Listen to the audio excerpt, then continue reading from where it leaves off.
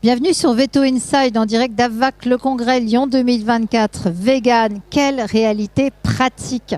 Je vous propose d'en parler avec ma consoeur, le docteur Géraldine Blanchard, spécialiste en nutrition clinique vétérinaire.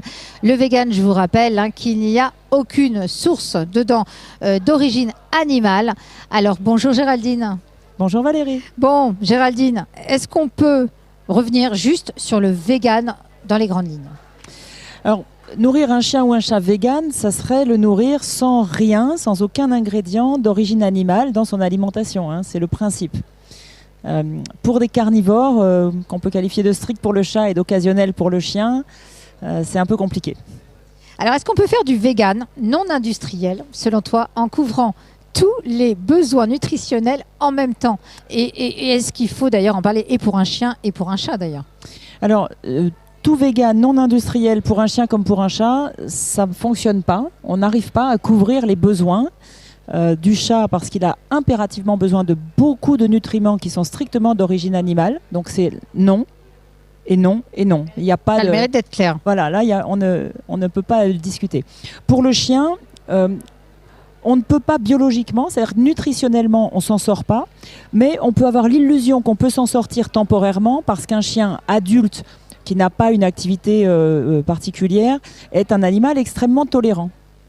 Donc à très court terme, je ne veux pas dire que c'est bien ou faisable nutritionnellement, mais si c'est fait, c'est mieux on ne toléré. voit pas grand-chose. Ouais. Voilà. Mais ce n'est quand même pas possible à long terme parce qu'on crée des carences. Oui, bien sûr. Et alors, si on parle de vegan industriel, est-ce que, donc là, on a parlé de non industriel, maintenant on va parler de vegan industriel. Est-ce que là, pour toi, c'est possible en couvrant tous les besoins nutritionnels d'un chien ou d'un chat? Alors, c'est séduisant. On peut être très tenté par l'expérience et se dire, quand on fait un aliment industriel, on peut aller ajouter, donc prendre des ingrédients d'origine végétale et ajouter les ingrédients d'origine animale qui manquent. Alors pour le chat, c'est quand même extrêmement compliqué. Et si on va dans le détail et qu'on regarde les aliments véganes qui sont proposés, malheureusement, c'est pas moi qui le dis, les études qui les ont regardées, étudiées et analysées montrent que on a toujours, pour le chat adulte et le chaton, mais aussi pour le chien adulte et pour le chiot, on a quand même des nutriments qui manquent. C'est-à-dire qu'il y a des teneurs en certains nutriments qui sont en dessous des minima des tables de recommandation. D'accord, donc finalement c'est assez compliqué finalement et ça arrive à ma question. Quels sont les freins du vegan au final? Si tu devais les synthétiser. Les freins du vegan, c'est qu'on essaye de nourrir un animal qui est biologiquement n'est pas vegan. Essayez, je vais caricaturer bien entendu puisque sinon c'est moins clair, mais essayez de nourrir un lion en lui disant toi tu es herbivore, et essayer de nourrir une antilope en lui disant mais toi tu es carnivore parce que je le veux, parce que ma philosophie me dit je veux cela.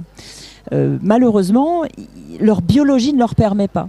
Donc on peut se donner l'illusion pendant un temps très court, parce que le chien et le chat ne sont pas des animaux sauvages et qu'ils acceptent de consommer un aliment qu'on fabrique.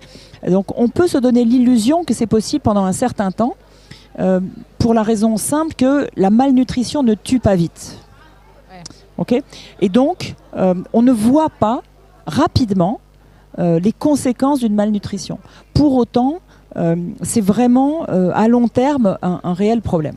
D'ailleurs, j'allais te poser la question finalement, quelles sont les conséquences du vegan et j'ai presque envie de te demander, de par ton expérience, alors c'est compliqué de donner une moyenne, mais au bout de combien de temps tu vois les premiers effets du vegan? Alors, je vais parler de manière plus générale. Parce que vegan ou pas, quand on a une malnutrition, il y a des conséquences qui vont se voir rapidement et d'autres très longtemps après. Donc, quand on a une malnutrition en calories, l'animal maigrit ou grossit, on sait qu'il n'a pas assez ou trop de calories consommées. Et puis, il y a un deuxième critère, quand on le regarde et qu'il consomme un aliment cette fois, donc ça c'est assez rapide. Il faut à peu près 1 mois, voire 2, pour voir une malnutrition protéique. Pas assez de protéines dans un aliment consommé par ce chien et ce chat, qui par ailleurs pourrait avoir son poids stable, fait que vous allez pouvoir constater un peu de fatigue, une baisse de la masse musculaire qui, chez le chien, s'objective extrêmement facilement ici au-dessus des yeux. Les zones qu'on appelle les crotaphytes doivent être plates ou bombées. Et si elles se creusent, c'est assez facilement à relier à une carence en protéines dans l'aliment. Donc on peut avoir un aliment avec un profil en acides aminés assez cohérent et qui couvre bien le minimum des acides aminés dits indispensables. Pour autant, s'il n'y a pas assez de protéines, c'est un peu l'image, si vous avez besoin de faire un pull avec les 7 couleurs de l'arc-en-ciel au lieu des 10 acides aminés et que vous n'avez pas assez de laine.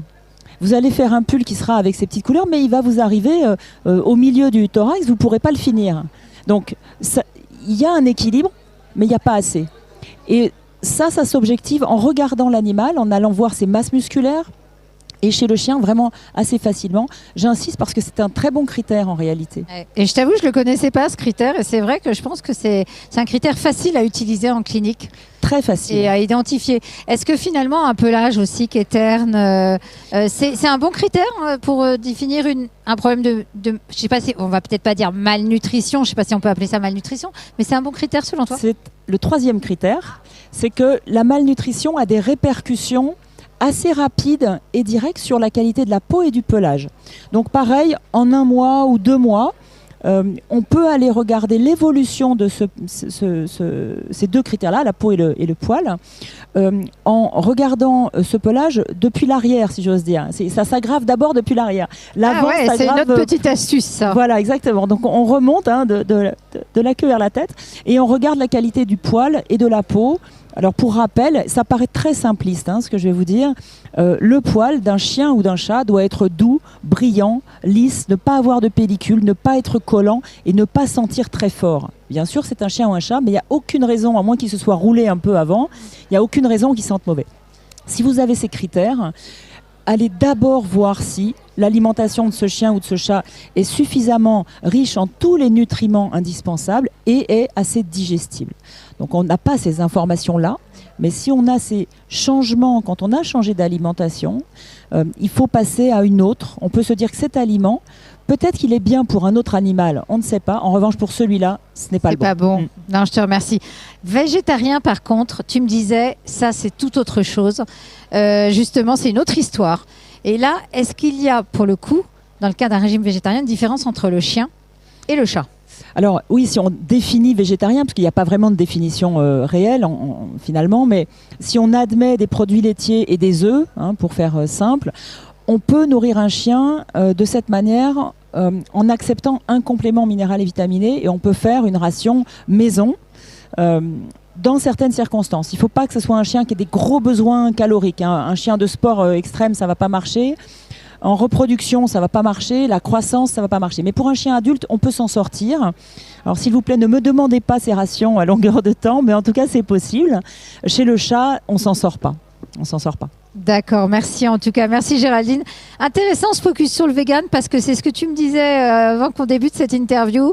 Finalement, il y a un phénomène éducatif des vétos sur le vegan qui commence à porter ses fruits. Et on a un peu de moins en moins la demande en fait. On l'a encore, mais ça va un peu en déclinant. Oui, c'est une impression. Je n'ai pas d'éléments chiffrés à vous apporter pour ça, mais effectivement, il y a quelques années, on avait vraiment beaucoup, on voyait quand même beaucoup cette demande de la part des propriétaires. Je pense que peut-être l'information a diffusé, on a vraiment des conséquences sur la santé. Je n'ai pas évoqué les troubles urologiques, enfin, il y a beaucoup de choses. Je pense que les gens ont quand même cette tendance à avoir un peu compris, l'éducation a peut-être porté ses fruits et autant on a beaucoup plus de demandes sur du barf, on a beaucoup plus de gens qui donnent des rations mixtes aussi, ce qui peut être intéressant si c'est équilibré, et un peu moins, il me semble, de cette demande d'alimentation végane pour des animaux qui quand même, quoi qu'on en dise, restent des carnivores. Donc c'est tant mieux, en tout cas. C'est tant mieux pour cette partie, absolument. Oui. Bon, en tout cas, un grand merci pour ce partage, Géraldine. Avec plaisir. Et puis j'espère que ça vous aura intéressé, cet épisode de nutrition vétérinaire sur le vegan. Si vous avez aimé, n'hésitez pas donc à suivre la chaîne Veto Inside. Abonnez-vous, partagez nos épisodes avec des spécialistes vétérinaires. Et puis surtout, à très vite pour de nouveaux épisodes. À bientôt.